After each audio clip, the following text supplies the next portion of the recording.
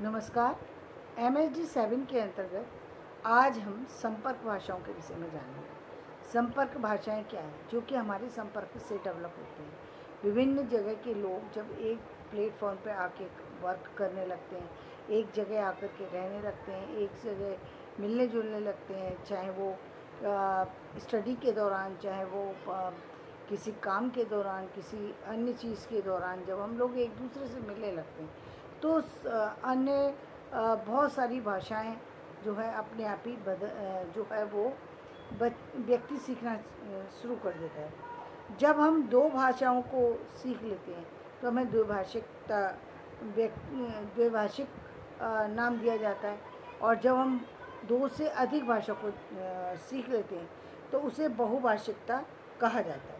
ये संपर्क भाषाएं कैसे बढ़ती चली जाती हैं, तो इसके बारे में कुछ जानेंगे। जैसे द्विभाषिकता के कारण लोगों में दोनों कोडों का मिश्रण आदि बातें देखी जा सकती हैं। जैसे दो भाषाओं के दो भिन्न कोड हैं, लेकिन वो मिक्स होने शुरू हो जाते हैं। जैसे हिंदी इंग्लिश, इस समय आप देख रहे हैं कि हिंदी जो अंग्रेज हैं वो भी कहीं ना कहीं हिंदी को यूज़ करने लगे हैं। मतलब इंग्लिश के साथ साथ हिंदी यूज़ करने लगे। उनका बोलने का तरीका, उनका बात रखने का पैटर्न अलग है, और हम लोग जो हिंदी भाषी हैं और इंग्लिश को मिक्स करके बोल रहे हैं, उसको बोलने का तरीका, उसको समझाने का तरीका अलग है। दो भाषाओं के संपर्क में तीसरी भाषा पैदा हो जाना, ये कैसे होता है? तो देखिए, ऐसा जब दो जगह के लोग, मान लीजिए एक जो है भारत का रहने वाला व्यक्ति है, एक पंजाब का रहने वाला व्यक्ति है, और एक जो है इंग्लैंड में रहने वाला जो व्यक्ति है वो जापान का रहने वाला है। अब वो जापानी लैंग्वेज भी लेकर के आ रहा है, यहाँ इधर से जाने वाला, इंडिया से जाने वाला पंजाबी भी लेके जा रहा है, और दोनों में दोस्ती हो गई। जब दोस्ती हो जाती है तो व्यक्ति अपनी औपचारिकता भूल करके सामान्य लेवल पे आ जाता है। जो सामान्य लेवल पर आता है तो वो अपनी भाषा को इस्तेमाल करना शुरू कर देता है।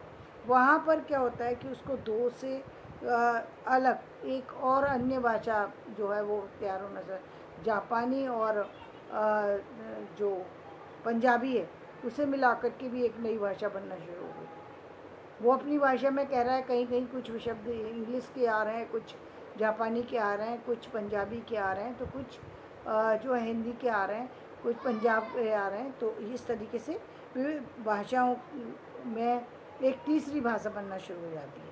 दोनों भाषाओं में आदान प्रदान की स्थिति आती है, और जब हमारी दोस्ती हो जाती है, हमारा संपर्क ज़्यादा बढ़ने लगता है, तो क्या होता है, दोनों में अब हम अपने इतने सहज हो जाते हैं कि हम अपनी बातों का आदान प्रदान कर पाते हैं।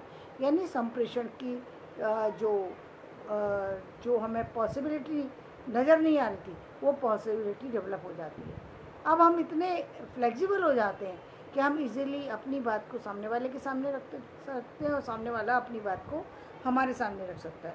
द्विभाषी समाज में भाषाई संपर्क आदि भी होते हैं, और द्विभाषी समाज जैसे भारत के ही रहने वाला एक परिवार के दो भाषाएं हैं, एक हिंदी है और एक मराठी है, उसका भी वो भी दोनों संपर्क में आ सकती हैं।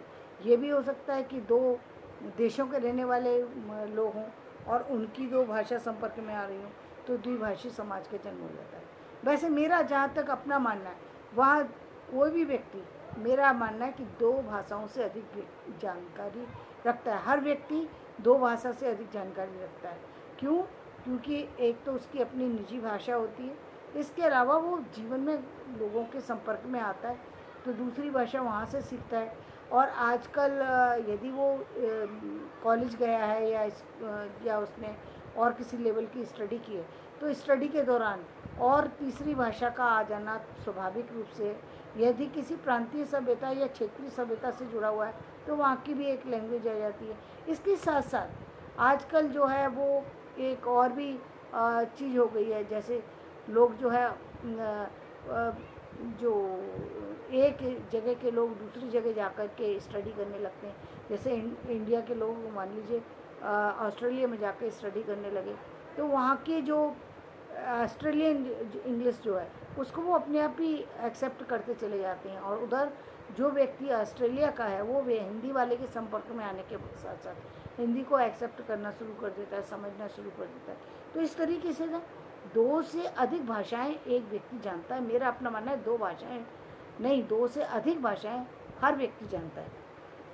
तो ये जो बात है, इसमें अब कुछ और आगे बात करेंगे। जैसे उन्होंने कहा कि जो हम बहुभाषिक स्थिति में व्यक्ति की द्विभाषिता की इस तरह कई रूप देखे जा सकते हैं।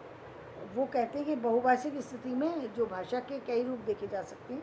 जैसे उन्होंने पहला रूप दिखाया कि जब वक्ता एक ही भाषा परिवार की 2 भाषाएं में दक्षता रखता हो।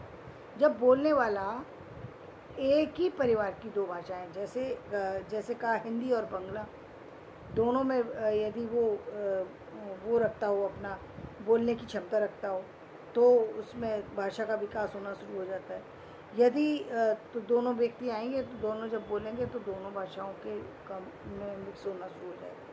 इसी तरीके से जब वक्ता 2 विभिन्न भाषा परिवारों का, 2 विभिन्न, एक भाषा परिवार का नहीं है, अब वो 2 भाषा परिवार का है, तो उसके अंदर जैसे हिंदी तमिल हो गई और मणिपुरी हिंदी हो गई, तो उसमें अलग अलग चीज़ें वो सीखना और समझना शुरू कर देता है। इसी तरीके से एक और तीसरी जो है, वो तीसरी क्या है कि जब वक्ता मातृभाषा के अतिरिक्त कोई विदेशी भाषा का प्रयोग करता है, जैसे फ्रेंच और जर्मन, जैसे हिंदी के साथ साथ फ्रेंच और जर्मन ऐसी लैंग्वेज का, जो कि आजकल कॉलेजों में भी पढ़ाई जा रही है, स्कूलों में भी एक 3rd सब्जेक्ट का जो ऑप्शन दिया जाता है।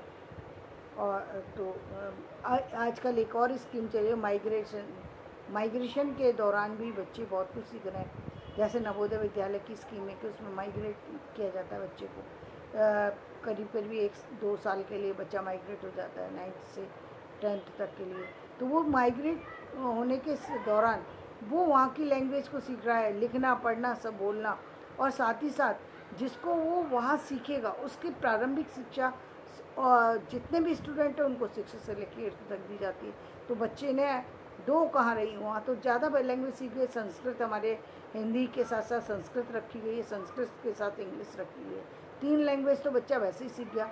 उसके बाद वो अपनी कोई ना कोई प्रांतीय लैंग्वेज को लेके आ रहा है, 4 लैंग्वेज हो गई, 5वीं लैंग्वेज वो हो गई जिसको वो सीखने के लिए जा रहा है, जहाँ से उसका माइग्रेशन है, जहाँ से उसको जो माइग्रेट किया जा रहा है उस बच्चे को, तो वो अपनी एक लैंग्वेज को लेके आ रहा है या लेकर आ रहा है या सीख कर के जा रहा है वहाँ पर।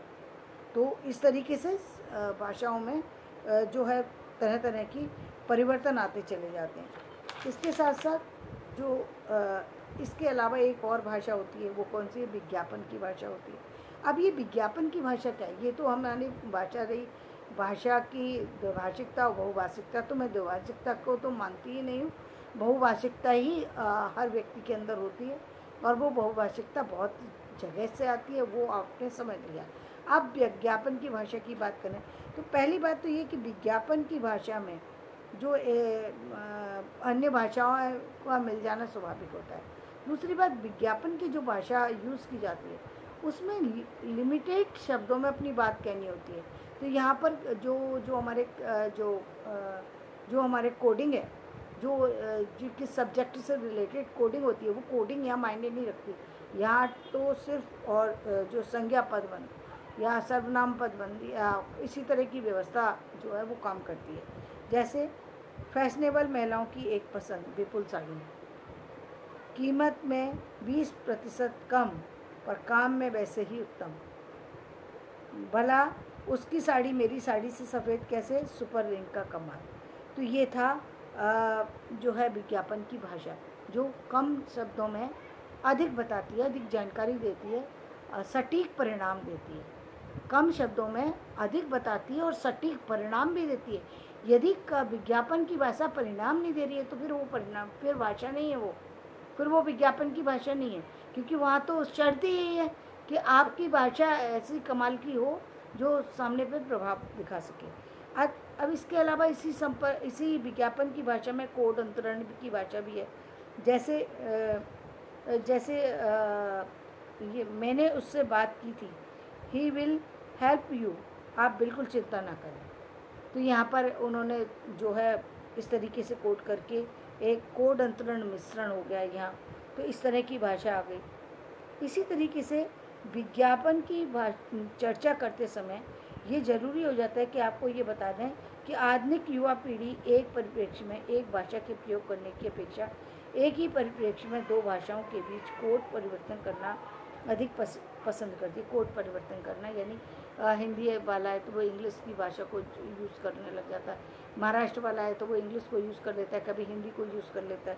तो इस तरीके से कोड परिवर्तन करना पसंद करता है। उदाहरण के लिए देखिए निम्नलिखित विज्ञापन जो आज की पीढ़ी के लिए दूरदर्शन पर प्रसारित होता है। गोरापन विदाउट सॉफ्ट त्वचा, जैसे पार्टी विदाउट बॉयज़।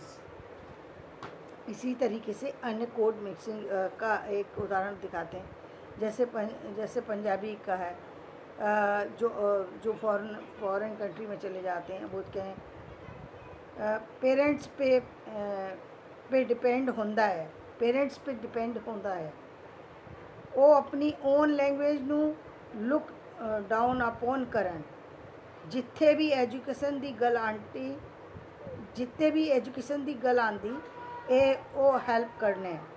तो ये सब क्या था, कोड मिक्सिंग, विज्ञापन में कोड मिक्सिंग कैसे होती है उसके बारे में। तो ये इस तरीके से, या हम साधारण रूप में साधारण में भी कभी कभी इस तरीके से करते हैं। अब हम जानेंगे कि बहुभाषिकता से जन्मी पिजिन और क्रियोल जैसी मिश्रित भाषाएं कैसे जन्म लेती हैं, इसके बारे में मैं कल जानकारी दूंगी। आज का वीडियो मैं यहीं समाप्त करती हूँ। मेरा वीडियो पसंद आए तो इसे लाइक करें, शेयर करें और सब्सक्राइब करें। धन्यवाद।